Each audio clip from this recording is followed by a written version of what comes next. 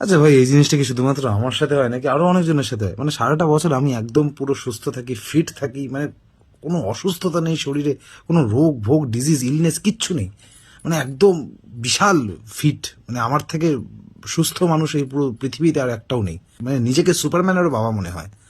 কিন্তু ঠিক কোনো একটা অকেশন, কোনো একটা ফেস্টিভ্যালের আগেই শরীরটা একদম পুরো কেলিয়ে কার্তিক ঠাকুর হয়ে যায় কেন? এই কদিন আগেই আমার মানে এক্সাম চলছে এখনো, এই এক্সামের আগে আমার একটা বিয়ে বাড়ি ছিল, আর সেই বিয়ে বাড়িটার আগে আমার শরীরটা এতটা খারাপ করেছিল যে আমি কোনো খাবারের টেস্ট পাচ্ছিলাম না, এতগুলো প্যারাসিটামল খেতে হয়েছিল আমাকে।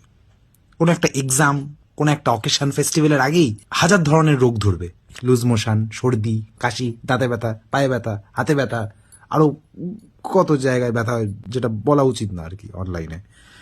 তো কেন হয় ভাই এই ক্যাচরামিগুলো, কেন হয় এই ক্যাজরাগুলো, এই ভন্ডাবাজিগুলো কেন হচ্ছে ভাই? হ্যাঁ, শুধু আমার সাথে হচ্ছে? জানি না। টাটা।